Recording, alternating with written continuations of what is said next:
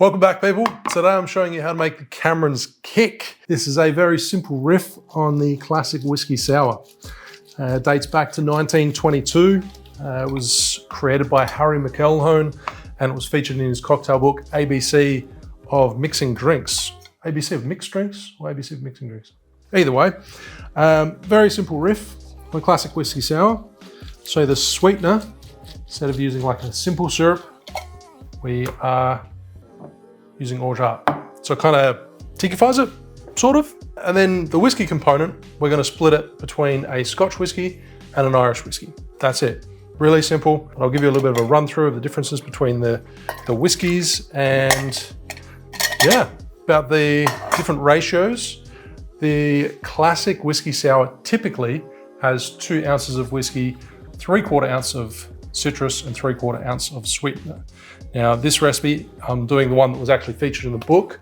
The portions or the measurements of lemon juice and orgeat are slightly less, 1/2 ounce instead of 3/4 ounce. Now I did try them side by side. Now they both make a really good cocktail. I like them both, but the one with lesser measurements, the one that I'm making today, 1/2 ounce of lemon juice and orgeat, I feel like the whiskey stands out a little bit more. Now, for some people that don't like stronger drinks, I'm not saying it's really strong, but if you like your sort of whiskey hidden a little bit further in the background, then maybe go for the other version. But this version, I feel like the whiskey is a little bit more at the forefront and you can get the subtleties and the characteristics of the whiskeys themselves. So that's why I'm making this one. But of course, both recipes are in the description below, so make whichever, or make them both, try them side by side. First of all, Scotch versus Irish whiskey. What is the difference? I'll pinpoint a couple of key differences. I won't go too in depth because first of all, I'm not a whiskey expert, and second of all, I don't want to make a mistake and advise you guys incorrectly. But typically a Scotch whiskey is made from malted barley and an Irish whiskey is made from or can be made from a blend of different grains. So in this case, the Jameson's is a blend of malted barley, unmalted barley, and maize, which is corn. Typically, the Scotch whiskey is double distilled.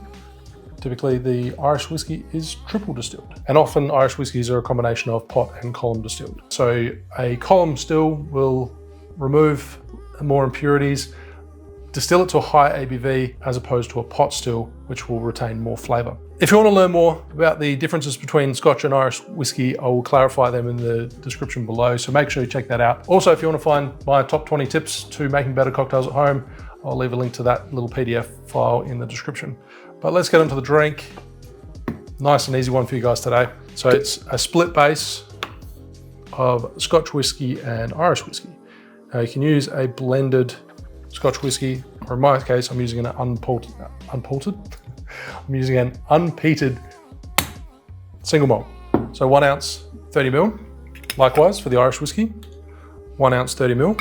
For some reason, I thought I had a bottle of Redbreast 12 years sitting on my shelf, and I would have loved to have used that, which is a pot distilled Irish whiskey, but I don't. So I guess that was kind of pointless telling you guys, but then we have orgeat, so the sweet component of the drink, and you want to measure out 1/2 ounce, 15 ml. So this was the original recipe that was featured in the book. If you do want to, you can bump that up to 3/4 ounce. And then we have lemon juice, 1/2 ounce, 15 ml. Simple as that. 4 ingredients. Add ice, give it a shake for 10 to 12 seconds.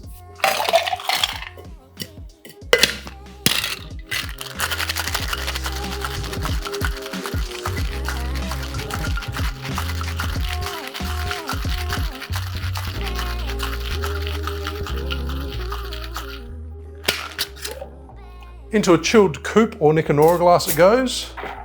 Double strain, if you will. A little bit left in there.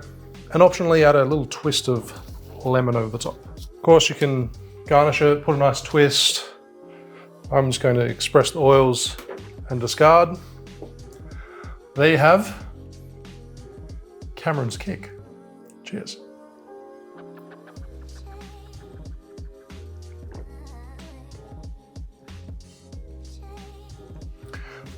Beautifully balanced.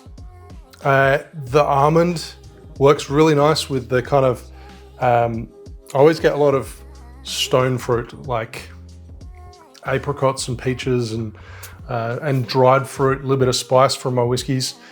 And I feel like the almond syrup complements that beautifully. This is an excellent drink. And I feel like it's underrated because, well, I've never heard of it. Have you guys heard of it before? It's kind of flown under the radar, but it's really good and highly recommend you guys try it. That's all I've got to say really about this one. But thanks for watching and I'll see you next Wednesday. Cheers.